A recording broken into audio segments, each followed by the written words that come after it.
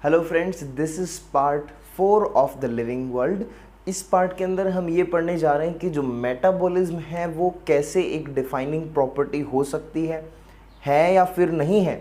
सो ज़रा देखो मेटाबॉलिज्म क्या होता है। जैसे मैंने आपको लास्ट वीडियो में बताया था कि सारी की सारी जो भी केमिकल रिएक्शंस हमारी बॉडी में होती हैं, sum total of all the biochemical reactions inside the living system में जो हो रही हैं, जैसे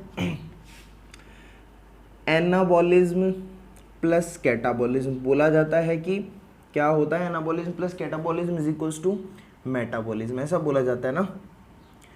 तो कैटाबॉलिज्म यानी ब्रेकडाउन यानी ऐसी रिएक्शंस, ऐसी बायोकेमिकल रिएक्शन जिनके अंदर कुछ टूट रहा है, ठीक है। और एनाबॉलिक यानी फॉर्मेशन रिएक्शन, यानी ऐसी बायोकेमिकल रिएक्शन जिनके अंदर किस चीज़ का फॉर्मेशन हो रहा है, ठीक है। सो ये मिलाकर के कॉन्स्टिट्यूट करते हैं मेटाबॉलिज्म। अब मेटाबॉलिज्म के बारे में आपको ये जानना है कि ये दो तरीके से हम इसको एक्सप्लेन कर सकते हैं, in vitro and in vivo. मैं बोल सकता हूँ कि दो टाइप का मेटाबॉलिज्म होता है। एक तो मतलब अगर हम नेचुरल कंडीशन में बॉडी के अंदर ही कोई रिएक्शन करा रहे हैं, दैट इज नोन एज, जो बॉडी के अंदर करा रहे हैं that is known as in vivo, that is known as in vivo type of metabolism. In vivo मतलब कोई बायोकेमिकल रिएक्शन है वो जहाँ होनी चाहिए वहीं हो रही है, बॉडी के अंदर होनी चाहिए सेल्स में, वहीं हो रही है। तो अंडर नेचुरल कंडीशन जो रिएक्शंस होती हैं they are known as in vivo. And in vitro condition कौन सी होती है? इन विट्रो जो हम बाहर टेस्ट ट्यूब में कराते हैं, in test tube under lab condition, ठीक है।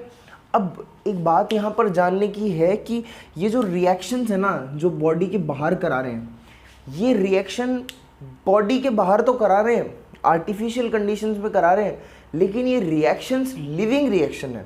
इसका मतलब जैसे हमारी बॉडी के अंदर माइटोकॉन्ड्रिया एटीपी फॉर्म करती है, ठीक है। ये लिविंग सिस्टम में रिएक्शन हो रही है और रिएक्शन भी लिविंग है, ठीक है। अब एटीपी का फॉर्मेशन अगर मैं बॉडी के बाहर आर्टिफिशियली वैसा मीडियम प्रोवाइड करके बाहर कराऊं तो रिएक्शन तो अभी भी लिविंग रहेगी। एटीपी वहाँ फॉर्म हो रहा था, एटीपी वहाँ फॉर्म हो रहा था, कंडीशन सेम रख रहे हैं हम, तो रिएक्शन तो अभी भी लिविंग रहेगी, लेकिन जिस मीडियम में हो रही है वो आर्टिफिशियल है, ठीक है। तो इसका मतलब यहाँ से एक चीज़ कंक्लूड की जा सकती है कि जो इन विट्रो रिएक्शंस होती हैं वो लिविंग रिएक्शंस होती हैं, लेकिन जिस मीडियम में हो रही है वो आर्टिफिशियल है, ठीक है, वो आर्टिफिशियल है। तो इसका मतलब कि एक लिविंग होने के लिए, मतलब हम ये बोलते हैं ना कि मेटाबॉलिज्म लिविंग ऑर्गेनिज्म की पहचान है कि हर लिविंग ऑर्गेनिज्म में मेटाबॉलिज्म चलता है। तो मेटाबॉलिज्म होने के लिए एक ज़रूरी कंडीशन बन जाती है कि कम से कम एक सेल होनी चाहिए। देखो, कम से कम एक सेल होगी, उसके अंदर मेटाबॉलिज्म चलेगा, वो सेल हमारी बॉडी में होगी, तो वो उस चीज़ को हम लिविंग बोल सकते हैं। लेकिन इन विट्रो हो रहा है तो मेटाबॉलिज्म के लिए एक कंडीशन नहीं है लिविंग को डिसाइड करने के लिए। तो ये बात यहाँ पर एक कंक्लूजन बोलता हूँ मैं कि metabolism along with cellular level is defining feature. मतलब अगर मेटाबॉलिज्म हो और साथ में सेल्यूलर लेवल हो कम से कम, मतलब सेल के अंदर जब ये मेटाबॉलिज्म होता है ना, केवल तभी ये लिविंग की डिफाइनिंग प्रॉपर्टी है, ठीक है। अगर ये दोनों को मिला दिया जाए कि metabolism along with cellular level is the defining feature of living organism, otherwise it is not, okay.